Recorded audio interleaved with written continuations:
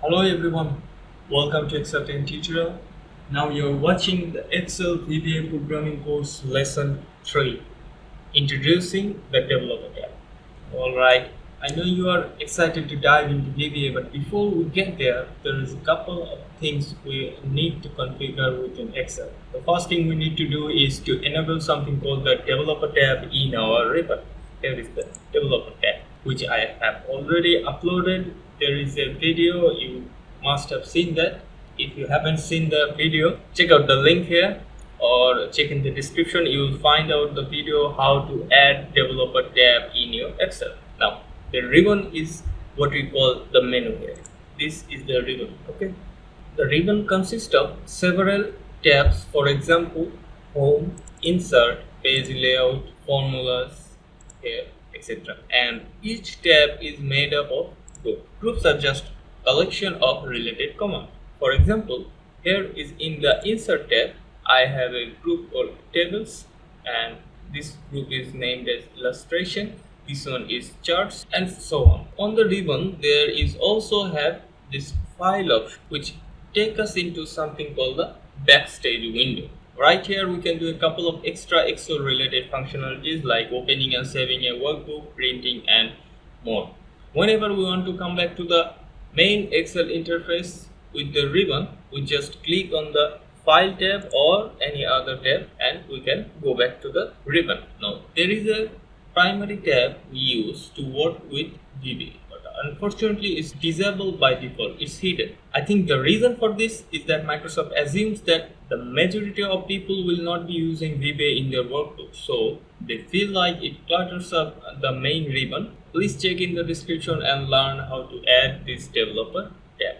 We are going to be diving into all of this in a lot greater detail over the course, so don't worry if something doesn't make sense now. I assure you it will in time. The very first button we have here on the left is called the Visual Basic. This will actually open up the Visual Basic editor or the VBE.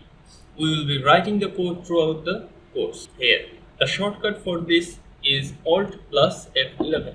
To the right we have a button called Macros. I am going to press it right now.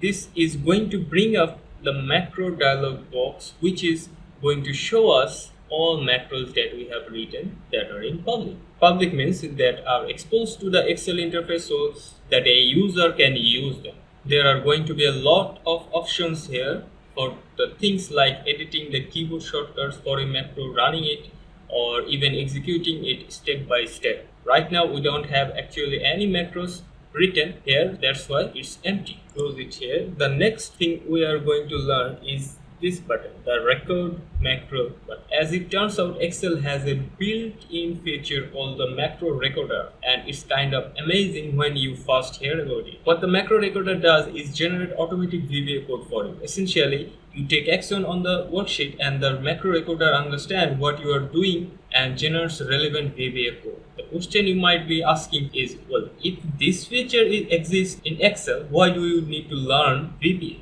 The answer is that the macro recorder tends to be very inefficient and error. Many times it writes more code than is required, and many times it doesn't use the right kind of idea when accomplishing a task. It will get the task done, but it won't do it in the most logical manner. There are a lot of minor quirks and inefficiencies with the macro recorder, so we should never use it as a final solution. But it can serve as a really great resource for generating code that we can look and understand the general sense of how Excel VBA works. Right below is use relative references, but this is related to the macro recorder and it tracks how references are treated when there is a macro being recorded by references. I mean, how Excel interprets movement within the workbook.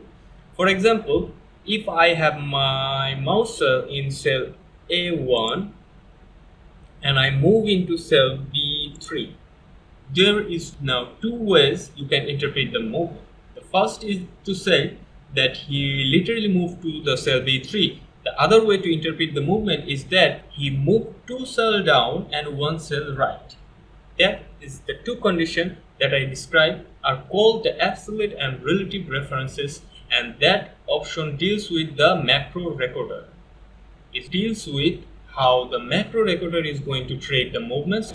We are going to dive into it much greater details later on, so don't worry. Finally, we have this macro security button here, this one, and this will bring up our trust center, which deals a lot with macro security. We are going to cover that in a few lessons, so no need to worry about that. That's all there is to cover in this lesson. Now let's go ahead and actually open our VBE, Visual Basic Editor. So this is our Visual Basic Editor. Okay, now this is where we are going to be writing all of our course throughout the course. Now this is completely separate application. It connected to Excel, but it is running on its own separate window with its own separate memory, and I can imagine how this new Visual Basic Editor might be a lot to take in for beginners.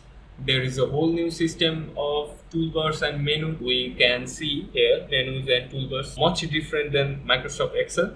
We can see here the project pane, and here is immediate pane.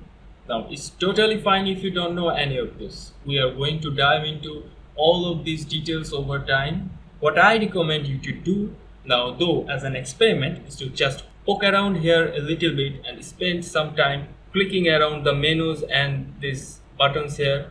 Simply try to get a general sense of what's going on here. It doesn't matter if you understand nothing. I just wanted you to be a little bit more comfortable on the general structure of how the VBE looks, because it's a little bit different compared to Excel. It's a little bit more outdated, a little bit more like a classic window application. So just get used to kind of moving around this interface and get comfortable with it. And in the next lesson, we are going to start our actual setup for the course, and we are going to discuss Excel file types. I'll see you there. Lastly, if you haven't subscribed the channel, it's time to subscribe. The complete Excel VBA programming course will be in this playlist, so check that out. If you are willing to support the channel, check out our Patreon page here. That's it. Thanks for watching. See you in the next video. Thank you.